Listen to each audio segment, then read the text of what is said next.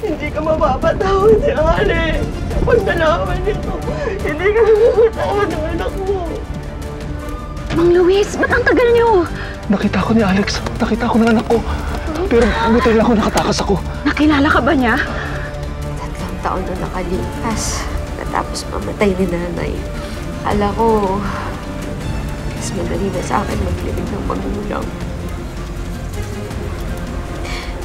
Hirap pa din. Kailangan natin magpakatatag. Hindi tayo titigil hanggat hindi natin nakukuha yung hustisya para kay tatay. Hindi lalabas na alam mo ang alam nito. Milen, parang masyado kang maapektuhan. Kasi ako sa kanya eh.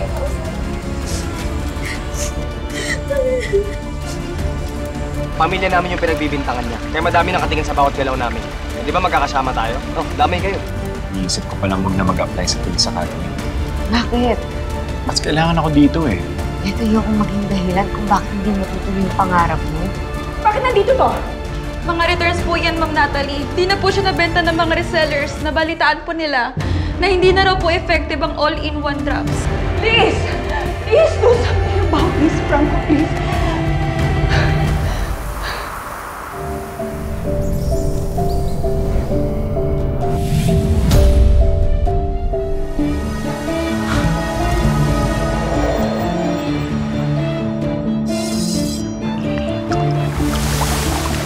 Maria Makiling, tulungan mo ko.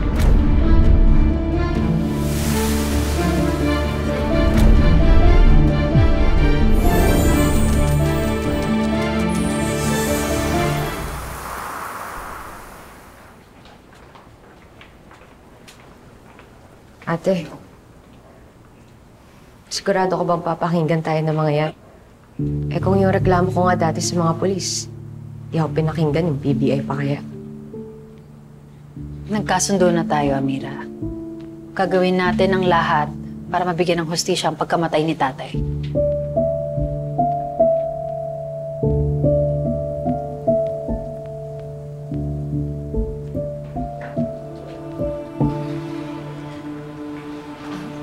Excuse me, sir. Yes, ma'am. Magpa-file po ng fire incident investigation. Dito po sa kabila. Sige pa.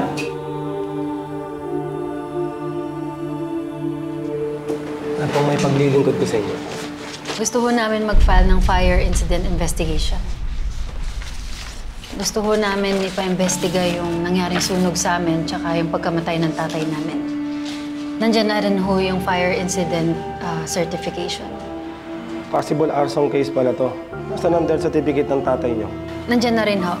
Pati na rin po yung report ng medical legal.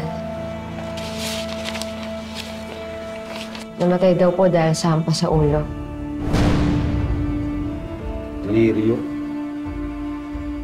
Po, May Amira Lirio ba sa inyo?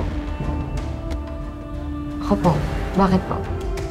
Hindi niyo pa ba natatanggap ang sulat galing sa korte?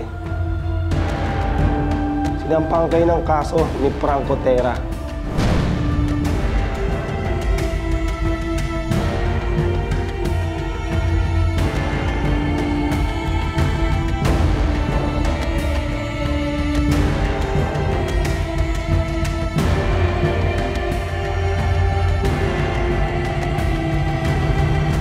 Ang kapal talaga ng mukha ng Franco Terra na yan.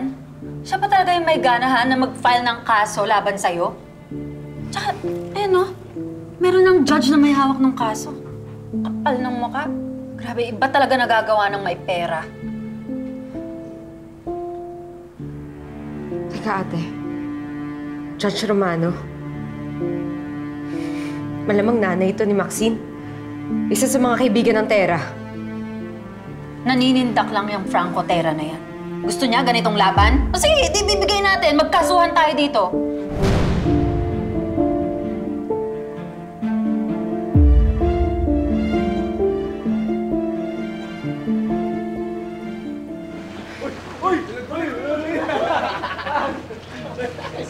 Tabi!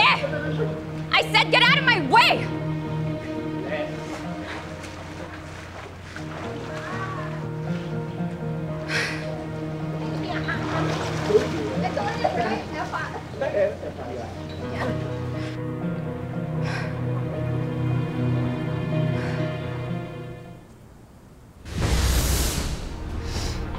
Bakit? Ano bang ginawa ng anak ko? Kasi po, 500,000 yung usapan namin. Kalahati lang yung pinadala. Nangya naman, ang yaman niyo na nga po, ginulangan pa niya ako. Pag-isipan niyo pong mabuti kung gusto niyo ba talaga siyang gawing CEO.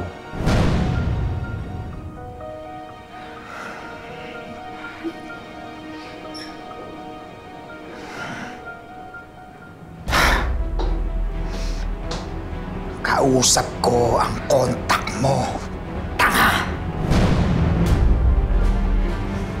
Sinira mo ang future ng Nexcelsium sa halagang 250,000 pesos.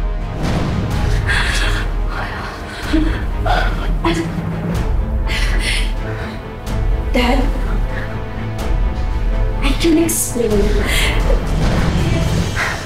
I-explain mo! Kung nagkakatiwalaan pa kita dito sa kumpanya! Ha?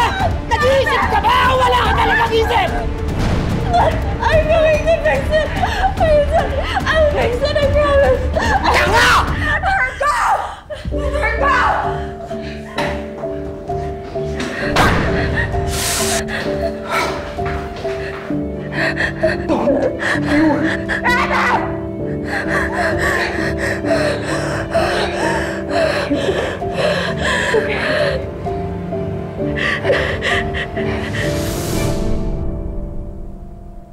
Ano naman pinaplano nyo? Amira has something that that we need. As a family, ang kumpanyang resources natin. Kailangan natin ang hawak ng mutya. So magkano naman yung i-offer nyo sa kanya ngayon? Tapos na tayo makipagtawaran. Kung ano man yan, game ako dyan. Ayaw ni Seb. Takot ka. Nababakla ka na ba? At nagtataka ka kung bakit ayaw sa'yo ni Amira? Guys, get ready. We're going hunting.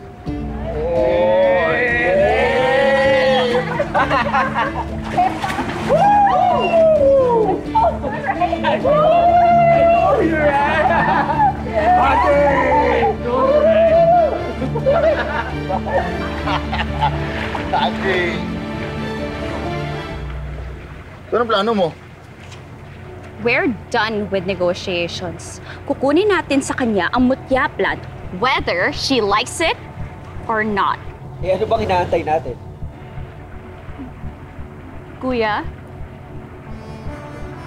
Ilang beses na kasi nating pinapahirapan si Amira, di ba? Eh paano kung magagulo? Huwag niyo ituloy yan.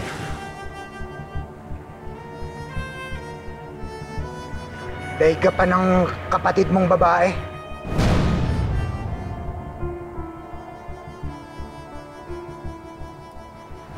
Wala kang silbi. Ang kaya mo lang gawin, sumayaw ng jingle ng Nexcelsium.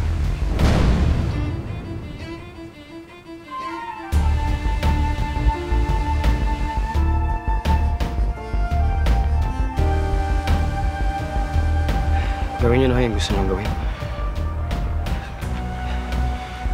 Basta nagsabi po ako.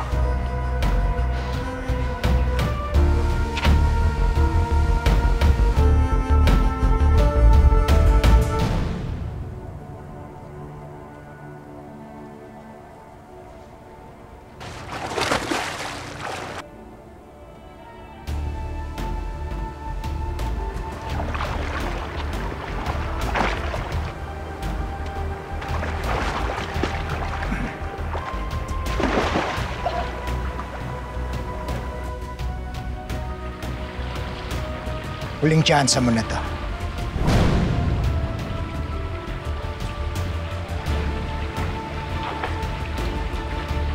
Naintindihan mo? Malinaw. Opo, Dad.